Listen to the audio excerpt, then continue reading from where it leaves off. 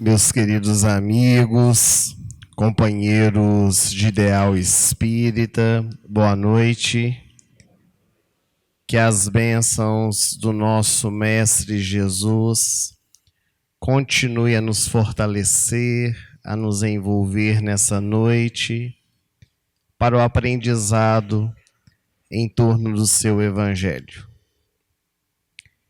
Era o dia 1º de novembro de 1939, quando no interior das Minas Gerais, na cidade de Tuiutaba, uma família recebia na intimidade da sua casa um filho que lhe traria grandes alegrias.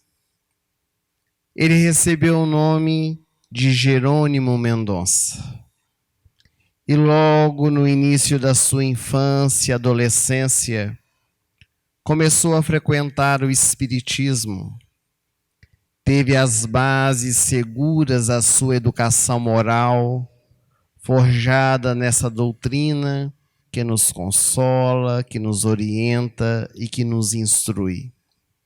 E logo na sua juventude, começou a realizar as primeiras tarefas dentro da instituição, despontando para o trabalho da oratória, sempre levando a mensagem do Evangelho por meio de sua palavra.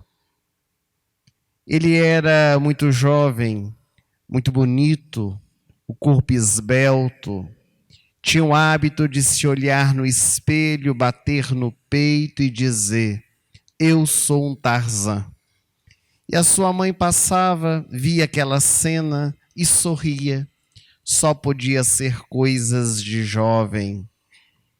Sempre convidada a realizar palestras na sua cidade, aos poucos foi viajando ao entorno. E certo dia, receberam na cidade de Tuiutaba um médium que recebia mensagens psicografadas de parentes desencarnados que vinham falar aos corações daqueles que haviam ficado na terra. O salão onde foi realizado o encontro na cidade estava superlotado. Jerônimo Mendonça, como espírita, foi participar do encontro, assentou-se nas últimas cadeiras, já que não havia mais tanto espaço. E o trabalho iniciou-se. As palestras, enquanto o médium psicografava, e já no início da madrugada, quando as mensagens começaram a ser lidas, a última mensagem, o médium disse: "Esta vai para o Tarzan, que se encontra presente". Um silêncio se fez no salão. Ninguém se identificava. Aliás, na cidade, à exceção da mãe de Jerônimo, ninguém sabia que ele se auto-intitulava Tarzan. E o médium, assentado à mesa, insistiu: "Essa mensagem vai para o Tarzan que está presente". Jerônimo abaixou-se debaixo da cadeira com vergonha. É lógico que não iria se identificar. E então o médium disse: "Já que não se identifica, leremos em público a mensagem. Tarzan, prepara-te, porque uma grande selva chegará para que você possa vencer os desafios". Ele estava naquela época com 17 para 18 anos de idade, e ao escutar a mensagem psicografada, não podia compreender a sua profundidade. Meses depois, chegou na cidade de Tuiutaba, como nos cinemas do Brasil e do mundo, um longa-metragem que levou milhões de pessoas aos cinemas. Era o filme E o Vento Levou. Em Tuiutaba, um cinema muito pequeno, seria uma única exibição. As filas estavam imensas para adquirir os ingressos. E quando Jerônimo foi comprar o seu ingresso, depois de enfrentar uma longa fila, os ingressos haviam sido esgotados. Mas o famoso jeitinho brasileiro, ele disse para o dono do cinema que compraria o ingresso para assistir de pé. Mal sabia ele que seriam 3 horas e meia em pé, mas era o desejo de participar daquele evento. Adquiriu o ingresso e à noite, era um evento da cidade, ele foi assistir o longa-metragem. De pé, no fundo do cinema, encostado à parede, ele se emocionou diversas vezes com Scarlett O'Hara no papel principal de O Vento Levou. Chorou, sorriu e ao final da exibição, como era comum nos cinemas daquela época, todos aplaudiram, ele também, e quando ele foi sair, as suas pernas estavam chumbadas no chão. Ele não conseguia locomover-se. Quando olhou, as pernas estavam muito inchadas e ele precisou ser carregado por amigos para a sua residência. A sua mãe ficou muito preocupada, chamou o médico local para poder examinar. Ele precisou cortar as calças de Jerônimo Mendonça, porque ela não saía pelas pernas de tão inchada que estavam. E ao examinar, ele deu o terrível diagnóstico para aquela época: artrite reumatoide. O jovem Jerônimo, de 18 anos, não sabia o que era. O que ele sabia é que a partir daquele dia, as dores se tornaram intensas. Ele chegou a se levantar da cama, mas com a utilização de uma bengala. Depois passou a usar uma muleta, 2 muletas. Foi para a cadeira de rodas. E com 20 anos de idade, e foi para uma cama recurvada.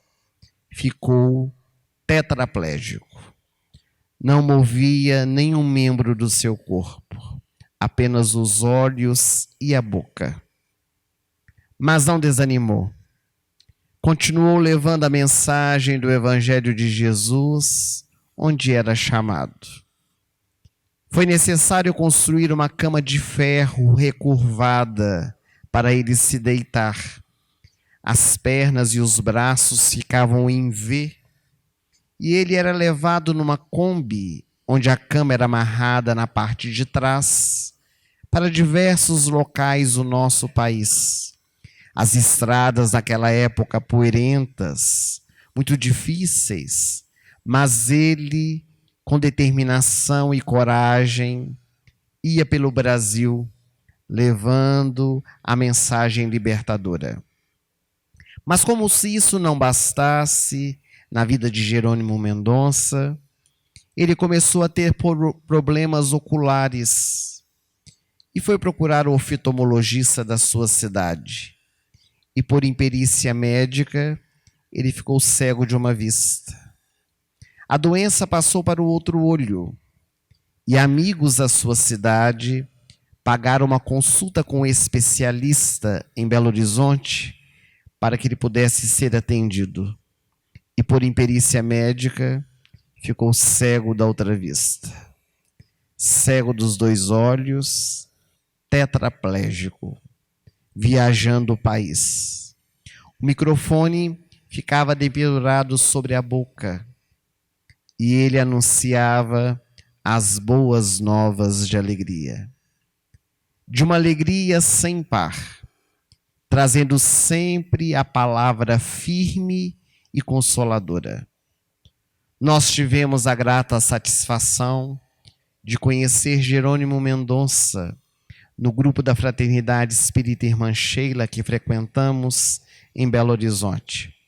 À época, éramos criança, mas nos recordamos muito bem quando no salão entrou 8 homens carregando aquela cama de ferro. Ele foi colocado no palco, o microfone sobre a boca, e dentre tantos ensinamentos trazidos naquela tarde de sábado, ele disse algo que nos marcou profundamente. Pessoas vêm a mim reclamar de unha encravada. Pessoas vêm a mim reclamar de mal-estar gástrico, porque se alimentaram de forma demasiada. Será que não me veem? E nós não vemos, porque sempre a nossa dor é mais doída que a do outro. Nós não conseguimos nos colocar no lugar do outro, percebendo que as nossas experiências, elas estão concernentes às forças que temos para podermos seguir em frente. As enfermidades que carregou Jerônimo Mendonça trouxeram para ele grande aprendizado.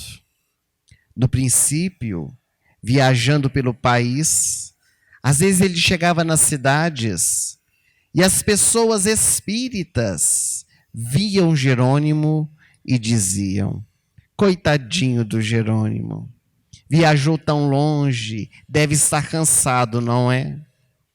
Ele nem estava cansado, mas ficava de escutar os outros falarem. O poder da nossa palavra direcionada ao outro. E ele começou a minar sangue pelos poros. Ficou preocupado, procurou o seu especialista. E o médico lhe disse: vou falar na linguagem espírita. Você está desencarnando, viu? Estou morrendo, está. E eu posso me despedir do meu amigo? Quem é seu amigo? Chico Xavier. E onde ele mora? Na cidade de Uberaba. Uma viagem de Tuiutaba para Uberaba, você morre no meio do caminho. Só se for de avião. Naqueles dias, as viagens de avião eram muito caras. Mas amigos se juntaram, fretaram um avião para ele sair de Tuiutaba, para ir a Uberaba, despedir-se do Chico. Quando chegou em Uberaba, era um sábado à tarde. Ao chegar no grupo espírita da prece, a instituição estava fechada. O Chico estava em tarefa assistencial. E do lado de fora ficou o Jerônimo na cama de ferro, esperando o Chico retornar, debaixo do sol quente, eliminando sangue pelos poros. Quando o Chico veio, acompanhado dos amigos, Chico gostava muito do Jerônimo. Ao vê-lo, ficou feliz, aproximou-se e disse: vejam, o Jerônimo está parecendo uma rosa despetalada. Vamos beijar o Jerônimo. E beijou a testa do amigo e todos os outros também. Era uma forma de Chico transmitir as energias positivas. Depois que todos beijaram, o Chico, ao lado da cama de ferro, bateu nas pernas de Jerônimo e lhe disse: você está com uma doença terrível, não é, Jerônimo? Ele disse: é, Chico, é por isso que estou aqui. Estou morrendo e vim me despedir de você. O Chico bateu de novo na perna dele e lhe disse: eu não estou me referindo a esta doença. Ele disse: estou com outra sem saber. Está. E uma doença mais terrível, uma síndrome. Qual, Chico? Perguntou Jerônimo. A síndrome do coitadinho. Você acha que sofre mais do que as pessoas? Você acha que passa por essa experiência sem necessitar dela? Está muito enganado. Vamos trabalhar. E o Jerônimo, que foi para despedir do Chico, fez a palestra da noite e por alguns anos continuou ainda cantando o Evangelho de Jesus. E assumiu o estado saudável da vida. Compreendeu a sua enfermidade, retirando dela o aprendizado, o crescimento espiritual. E muitas vezes, nas suas palestras, que inclusive podem ser assistidas pelo YouTube, Nós vamos perceber Jerônimo brincando com a sua enfermidade, não de uma forma pejorativa, mas para nos mostrar que é possível ser feliz, mesmo diante das aflições e dores. Ele contou em uma de suas palestras que estava saindo da sua cidade, Tuiutaba, para ir a uma cidade próxima fazer uma palestra. E naquele dia estava um tanto quanto atrasado. E o motorista que dirigia a Kombi teve que pisar um pouco mais para chegar a tempo. E na estrada, eles foram pegos pelo radar da Polícia Rodoviária Federal. Naquela época, as pessoas tinham medo da Polícia Rodoviária Federal, porque hoje todo mundo passa e não se importa. Mas quando passaram, eis que o motorista viu pelo retrovisor a sirene aberta e a viatura atrás da Kombi, fazendo sinal para eles pararem no acostamento. O motorista já ficou muito preocupado, a polícia vindo em direção a eles. Estava Jerônimo Mendonça na parte de trás da Kombi, amarrado, era uma cama de ferro, conforme nós dissemos, ele com as pernas abertas, um lençol branco, os óculos escuros. Quando o guarda chegou, perguntou para o motorista: o senhor não sabe ler placas de trânsito?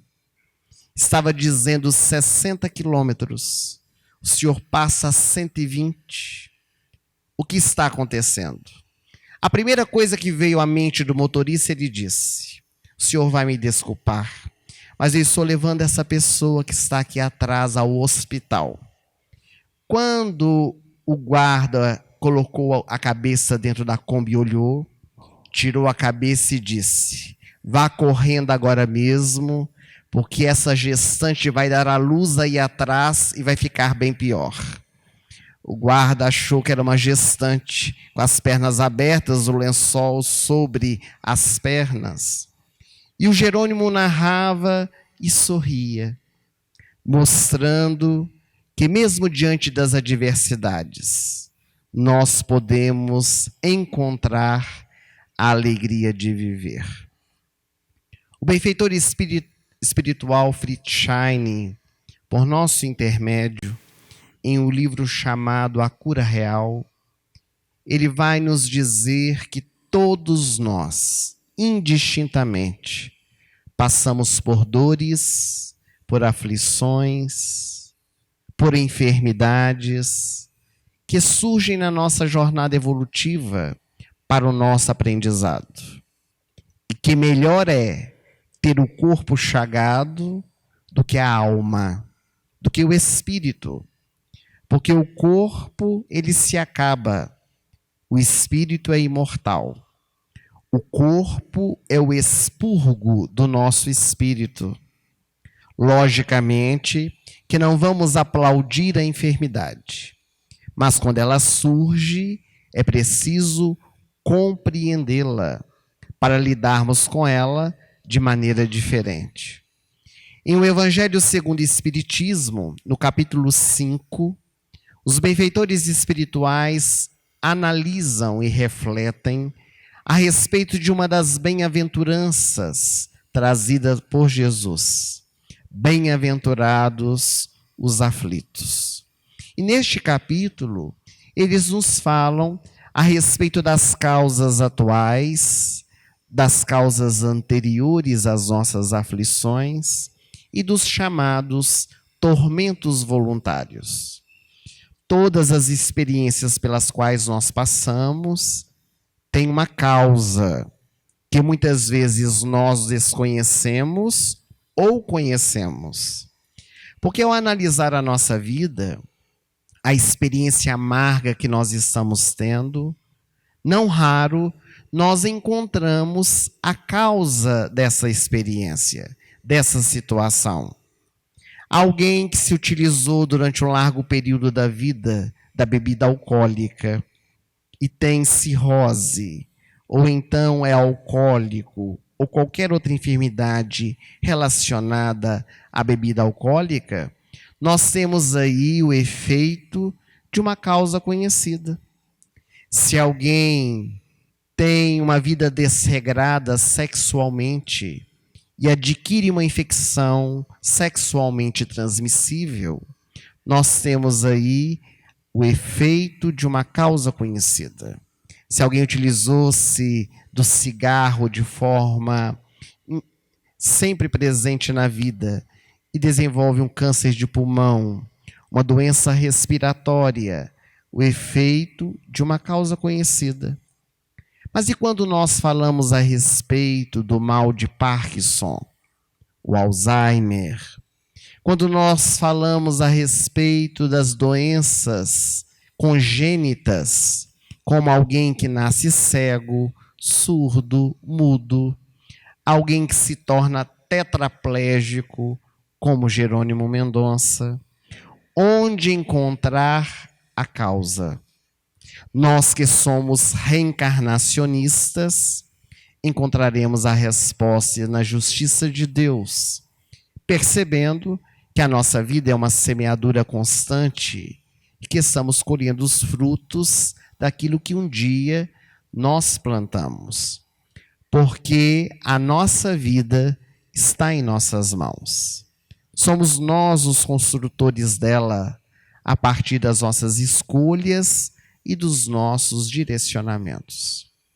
Contudo, quando surgem as experiências amargas e difíceis, como as enfermidades e doenças, logo vem o questionamento: por quê? Porque logo comigo, eu sou alguém que sempre busco vivenciar a mensagem do Evangelho. Eu sou uma pessoa que frequenta a casa espírita. Eu sou tarefeiro da primeira hora. Eu só faço bem para as pessoas. Por que logo comigo? Essa dúvida sempre vem ao nosso coração. Mesmo nós que somos espíritas, que temos o conhecimento da lei de causa e efeito, do livre-arbítrio e da justiça de Deus. É preciso nós compreendermos a nossa existência, de forma que possamos encará-la de frente, aproveitando as oportunidades que batem à nossa porta. No mês de setembro, desde o ano de 1994, a Federação Espírita Brasileira, órgão máximo do Espiritismo aqui no Brasil, lançou a campanha Em Defesa da Vida, buscando nos conscientizar a respeito da nossa existência. Porque para nós reencarnarmos é necessário um trabalho árduo, que envolve benfeitores espirituais, familiares, amigos, envolve a nós próprios. Há todo um planejamento por detrás do nosso nascimento. Nenhum de nós chegamos no nosso lar caindo de paraquedas, trazidos pela cegonha. Houve um planejamento, um processo realizado antes, para que nós estivéssemos no lugar certo, com as pessoas certas, na hora exata. E essas experiências, elas são concernentes às nossas forças, porque senão Deus seria injusto de nos dar uma prova com a qual nós não podemos realizá-la ou suportá-la. Seria como um professor que exige do aluno uma matéria que não ensinou. Se a prova está batendo a porta, é porque nós temos condições de fazê-la e tirar nota 10. Mas os nossos desculpismos, as nossas imperfeições, os nossos vícios, vão fazendo com que nós percebamos a vida com olhos negativos, com o peso que ela não tem. E vamos então vivenciando a vida de forma frustrante, infeliz, trazendo o coração amargurado. Uma velha história conta que um jovem chamado Kim queria descobrir o significado da vida. Que sentido tem a nossa existência? Para onde vamos? Por que estamos aqui? as incógnitas que nós trazemos dentro do coração.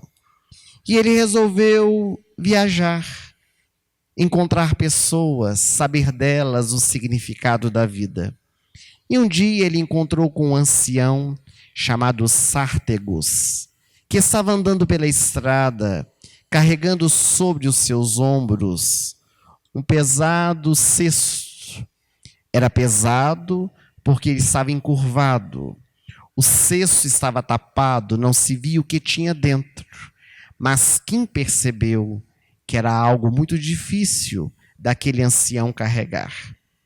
Então Kim se aproximou e perguntou ao desconhecido se não desejava a sua ajuda. E Sártegos disse a Kim: esse fardo é meu e sou eu quem devo carregar. Mas estou percebendo que está muito pesado. Eu sou jovem, posso ajudá-lo. Um dia você também terá o seu fardo. Este é meu e eu irei carregá-lo. Kim ficou intrigado e perguntou ao ancião se poderia acompanhá-lo. Para onde o senhor vai? Não tenho destino. Ando pela vida. Posso acompanhá-lo? Você é que sabe. Para mim é indiferente. Era um homem amargurado. E Kim resolveu acompanhar o desconhecido.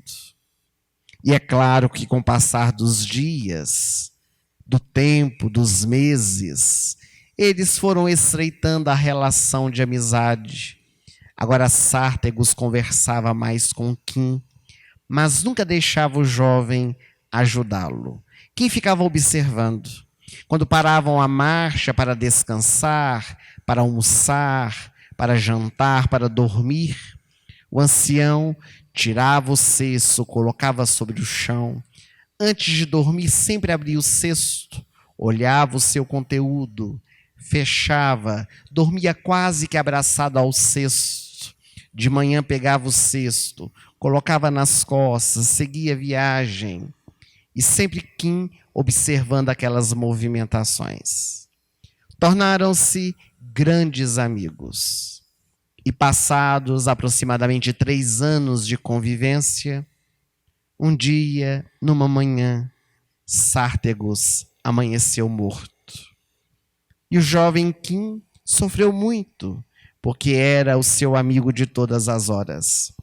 Quanto aprendera ao lado de Sártegos. Como Sártegos não tinha família, resolveu sepultá-lo ali mesmo no meio da floresta.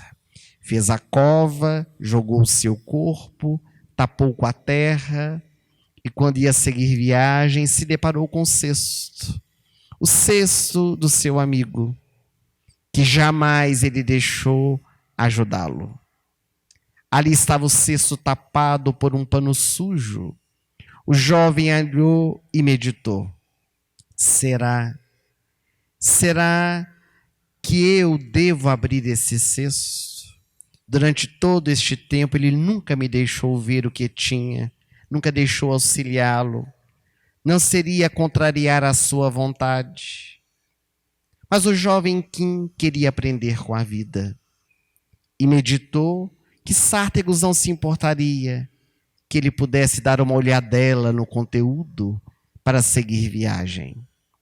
Então Kim foi se aproximando com certo receio, pegou o pano sujo, levantou e quando olhou dentro, foi tomado de espanto.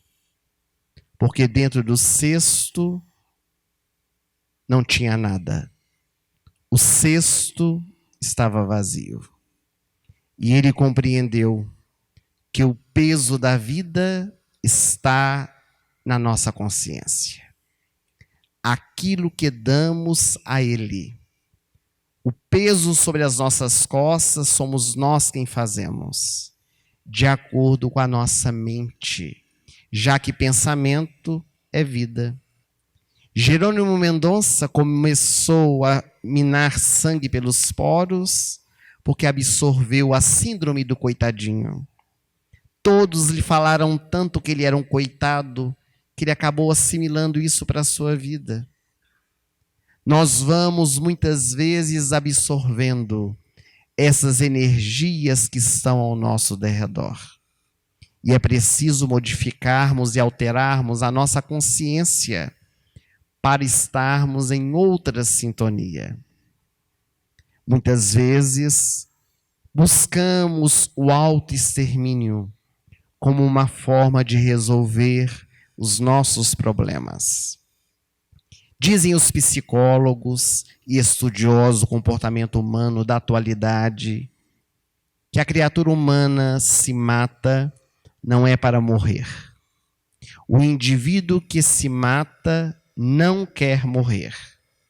Ele quer fugir dos compromissos, das aflições, das dificuldades, numa leitura equivocada da vida. Há muitas pessoas que dizem que matar-se é um ato de coragem. Na verdade, é a falta dela, a falta da coragem do enfrentamento diante das experiências da vida. Deus não coloca fardos pesados em ombros fracos. Por mais que a nossa vida esteja difícil, por mais que as amarguras cheguem ou as enfermidades batam à nossa porta, não existem justificativas para nós nos levantarmos contra Deus. Porque quando nós nos rebelamos e retiramos a vida com as nossas próprias mãos, isso demonstra a nossa revolta perante as experiências que a vida está nos trazendo. Além do que ser um ato egoístico, porque pensamos em nós e esquecemos dos nossos familiares, aqueles que nos amam e que seriam capazes de dar a sua vida para nos ajudar com a nossa. É preciso nós meditarmos sobre isso. Falar da valorização da vida é falar dessa reflexão profunda das nossas experiências, ressignificando-as, para que elas tenham outro olhar, para que o nosso cesto não seja tão pesado a ponto de nos encurvar. Como nas páginas do Evangelho, nós temos a figura da mulher encurvada, que há 18 anos ficou naquela posição até Jesus a curar, para que ela pudesse ficar ereta, retirando o peso dos seus ombros, fazendo-a conscientizar da proposta de se manter ereta diante da vida. Todos nós somos convidados a vencer a nós mesmos, a buscarmos as potencialidades da nossa alma, a fim de que possamos ser melhores a cada dia. Quando fomos convidados nessa noite para falar das doenças da alma e o poder de cura, é porque nós podemos encontrar, não fora, mas dentro de nós, o remédio que nos cura a alma. Quando Jesus esteve conosco, ele trouxe a proposta da cura real. Jesus curou a muitos, fisicamente, mas a proposta dele era a cura íntima, a cura de dentro para fora. Porque às vezes se cura o corpo, mas o espírito fica doente. E daí a pouco a enfermidade retorna, às vezes pior do que se encontrava, porque o indivíduo curou-se aparentemente. Quantas vezes, ao lermos as páginas do Evangelho, nós percebemos Jesus sutilmente trazendo a proposta da cura verdadeira para o indivíduo que estava enfermo. Quando um paralítico foi descido do telhado da casa de Simão Pedro, na cidade de Cafarnaum, para que Jesus pudesse curá-lo, e o mestre lhe disse: levanta-te e anda. E o homem levantou e andou. Quando Natanael ben Elias encontrava-se feliz, porque era a sua razão de viver, ter as pernas de volta, e quis agradecer a Jesus, o meigo Rabi lhe disse: Agora, toma o teu leito, coloca sobre as tuas costas e volta para a tua casa. Toma o teu leito, coloca sobre as tuas costas e volta para a tua casa. E conforme narra a benfeitora Amélia Rodrigues, pela mediunidade de Valdo Franco, o paralítico de Cafarnaum, chamado Natanael Ben Elias, foi para um bordel comemorar com seus amigos. E Jesus, na praia, chorava com Simão, dizendo que nós não entendíamos a sua mensagem. Eu curei a paralisia dele que estava por fora, mas ele continua com a paralisia da alma, a de dentro, buscando doenças piores do que aquela que ele possuía. A proposta de Jesus é para que ele voltasse para dentro de si mesmo. É muito natural alguém que durante anos tenha ficado enfermo, ao se curar, querer aproveitar a vida até exaustão. Era o mestre dizendo a ele: agora que ficou curado, volta para a tua casa, volta para o seu íntimo, reflete esses anos de paralisia e a bênção, a oportunidade que a divindade está te concedendo de voltar a andar. Jesus curou um surdo gago, um homem que foi trazido ao mestre na região da Decápole, onde viviam os gentios. E Jesus, tomado de compaixão, abriu os ouvidos e a boca do homem e lhe disse: agora vai e não conte nada a ninguém. E o homem saiu contando para todo mundo o que havia lhe acontecido. Não havia se curado por dentro, não havia aprendido a escutar, a ouvir a mensagem que lhe traria a verdadeira cura. Se era mudo e agora falava, precisava meditar antes de verbalizar, levar a boa mensagem por meio da palavra. No entanto, nós temos outros que ao receberem a cura entenderam. A sogra de Pedro estava acamada, febril, nas vascas da morte. E quando Jesus, sendo solicitado para curá-la, entra nos seus aposentos e conjura a enfermidade, aquela mulher levanta e põe-se a servir. Ela põe-se no trabalho. Ela, em silêncio, foi servir a Jesus e aos convidados que se encontravam em sua residência, notando a movimentação interior por meio da ação de alguém que compreendeu que diante das benesses é necessário nós realizarmos algo, fazermos por merecer. Aliás, as páginas do Evangelho já nos ensinam: faça da sua parte, que o céu te ajudará. Então nós vamos percebendo em cada cura que Jesus nos traz uma proposta mais profunda.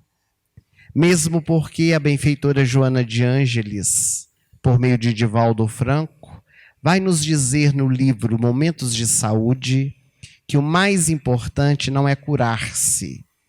O mais importante é manter-se saudável. E este é um grande desafio. Porque os conceitos que nós temos de saúde ainda são muito embrionários. Nós ainda entendemos saúde como ausência de doenças. E este conceito, ele já está defasado. A Organização Mundial de Saúde estabelece que saúde é o bem-estar físico, mental, emocional e espiritual da criatura humana. Isso significa que existem pessoas doentes que estão profundamente saudáveis, como pessoas aparentemente saudáveis, profundamente doentes. Nós estamos aqui reunidos nessa noite. Aparentemente, estamos saudáveis, mas profundamente doentes da alma. Hoje reclamando porque lá fora está calor. Mas se estivesse frio, estávamos reclamando também. Se estivesse chovendo, talvez nem estivéssemos aqui. E assim nós vamos reclamando de tudo e de todos. Doença da alma. Tenho certeza que aqui em Divinópolis ninguém é ansioso. Mas a ansiedade é uma doença da alma que nos consome. Estar em um lugar e nunca se encontrar nele. Porque a nossa mente voeja. Estamos aqui assentados e pensando que horas que esse orador vai acabar de falar. Embora saibamos que é às 21 horas. Mas a ansiedade nos consome. Porque 1 hora parece que são 3. O tempo não passa. E amanhã, que é quarta-feira, ainda meio de semana, quanta coisa ficou pendente no trabalho. E quando eu chegar em casa, será que já arrumaram a cozinha da janta? E o para-casa do meu filho, será quem ajudou? Ainda tem que arrumar as camas, Deus do céu. E vamos nos perdendo no emaranhado dos nossos pensamentos. A doença da alma que nos consome nos dias atuais, esse aparelhinho que fica aí na nossa mão, chamado celular, que comanda a nossa vida. O celular foi um dos avanços extraordinários da tecnologia. Nos faz falar com o mundo a tempo e hora exatos. Nós podemos ver as pessoas, conversar com elas diretamente, mas a nossa mente fica embotada dentro dele. Se ele treme no nosso bolso e na nossa bolsa, nós já queremos saber quem é que está mandando aquela mensagem extraordinária de bom dia, boa tarde, boa noite, que nós nem lemos, só repassamos para frente, sem fazer o crivo, inclusive, da razão, analisando o que estamos divulgando. Nós vamos a shows, vamos fazer uma viagem dos nossos sonhos, e ao chegar nos lugares, não aproveitamos. Só queremos tirar fotos e filmar. Quando chega no final do show, não aproveitamos. Ficamos só filmando, vendo o ângulo que vai ficar melhor. E perdemos a sintonia, o envolvimento com a experiência. Nós vamos a bares e restaurantes, assentamos com a nossa família e ficamos no celular. Às vezes conversando com o próprio familiar que está sentado à mesa, por incrível que pareça, pelos grupos de WhatsApp. Então vamos perdendo referências. Isso nos adoece. Nós somos uma sociedade que vivemos de cabeça baixa. Não olhamos mais nos olhos. Perdemos inclusive a verbalização, o modo que escrevemos, por causa das redes sociais, das mídias, que são excelentes quando bem utilizadas. Certo dia, nós recebemos no WhatsApp uma mensagem de uma amiga muito querida que vinha assim: VC vai HJ no CE. Meus amigos, quando li aquilo, eu disse: hieroglifo, que mensagem é essa? Não consegui entender. VC vai HJ no CE. Eu disse: nossa, mas tem que ter dicionário para poder ler isso. Tive que telefonar. Quando liguei perguntando, mas o que você quer saber? Eu disse: Wellerson, linguagem virtual, pelo amor de Deus, não sabe o que eu te perguntei? Disse: não, vai ter que traduzir. Você vai hoje no centro espírita? Como que ia saber com tanta sigla? Mas é a linguagem de hoje. Antigamente falava vós, mecê, você, você, se, agora é VC. E vamos encurtando. Nós perdemos o hábito de escrever. Tem pessoas que não sabem mais fazer letra cursiva, porque não escreve mais, só digita. Não é crítica, é uma análise de comportamento, análise da vida, o que temos feito da nossa existência. Porque nós vamos encharcando a nossa vida com essas conquistas externas e vamos vivendo o vazio existencial. Porque o homem da atualidade viajou para além das estrelas, viajou para o microcosmos, mas não viajou para a sua intimidade. Nós temos uma conquista vasta, externa, mas uma conquista tão pouca de paz na intimidade do nosso coração. Quando nós somos convidados a valorizar a nossa vida, para não resvalarmos nas escolhas infelizes, como a do suicídio, é para nós percebermos a bênção que Deus nos ofereceu. A bendita oportunidade da reencarnação, que é o momento do agora, do presente, quando nós somos convidados ao enfrentamento de nós mesmos.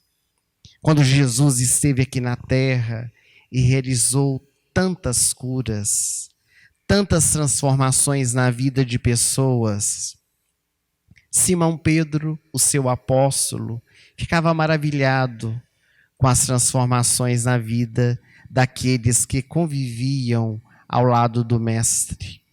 Está no livro Contos e Apólogos, psicografia do Chico, pelo espírito Humberto de Campos, uma passagem muito interessante, em que Simão Pedro aproxima de Jesus e lhe diz: Mestre, tu és o Messias. Nós o sabemos. Temos visto o Senhor realizar maravilhas. Faz andar paralíticos, limpa leprosos, devolve vista àqueles que estão cegos, ressuscita aqueles que estão mortos, traz esperança ao coração dos desesperados. Eu quero lhe fazer uma proposta. Por que é que não cura todas as pessoas? Tu tens condições para isso. Tu és o médico das nossas almas. Tu és o mestre dos mestres. Por que não cura a todos, trazendo alegria, trazendo paz, harmonia aos corações? Jesus olhou para o seu apóstolo e lhe fez uma contrapergunta. Tu achas, Simão, que é isto que eu devo fazer? Acho não, Senhor, tenho certeza. Será a maior atitude da sua vida, curar a todos que estão necessitados, doentes e enfermos. Pois então, amanhã, Simão Pedro, sem que divulgues a ninguém, todas as pessoas necessitadas que vierem ao nosso encontro serão curadas por minhas mãos. Acho que Simão Pedro nem dormiu naquela noite, tão entusiasmado ficou. Quando o dia amanheceu, a multidão já estava à porta do casebre de Simão Pedro, porque sempre a multidão estava ali presente para o encontro com Jesus. O mestre acordou e foi ao encontro dos necessitados. E conforme prometido, curou. Curou a muitos. Diz o benfeitor espiritual que curou mais de 100 pessoas naquele dia.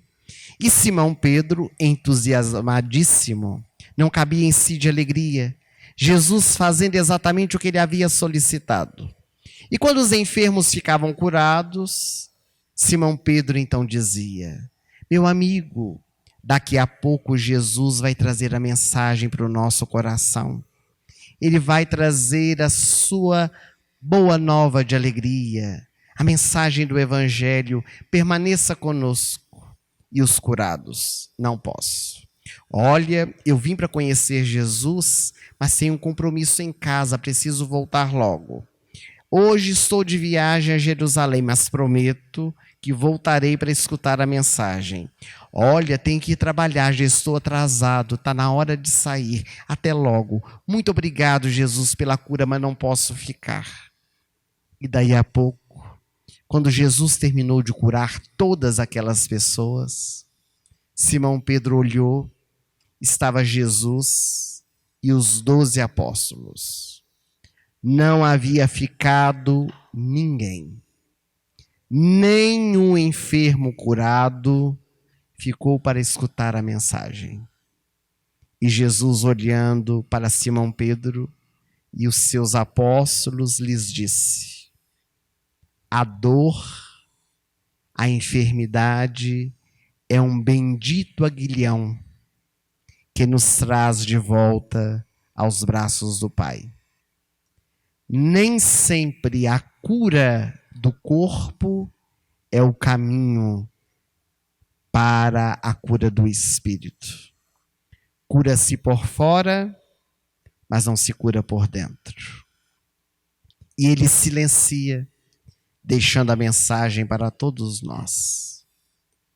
Não vale a pena buscarmos o autoextermínio, por nenhum motivo. Apenas adiamos um compromisso. Ou melhor, pioramos aquele que estamos vivendo.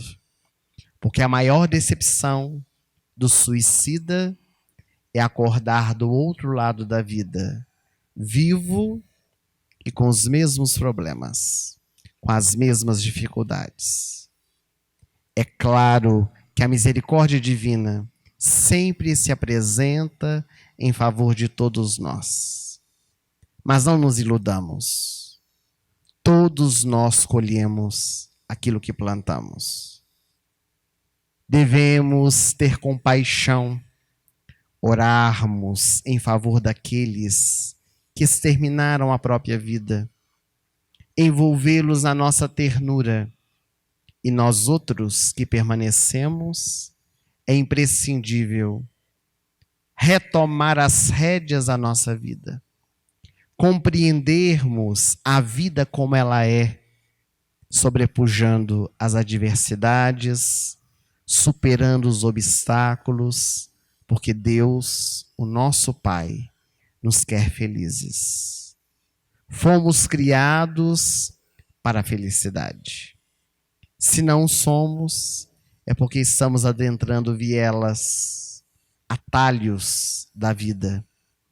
Vamos percorrer a estrada real, porque esta nos leva à redenção. Que nós possamos meditar sobre isso e possamos encontrar na intimidade do nosso coração a verdadeira cura. O Evangelho de Jesus é o bálsamo, é o roteiro que nos traz a iluminação para a nossa estrada penumbrosa, a fim de que saiamos das trevas onde nos encontramos, a fim de que sejamos lírios nos pântanos da vida, para perfumar a nossa vida e daqueles que estão ao nosso derredor. Nós queríamos agradecer o carinho e a presença de todos vocês.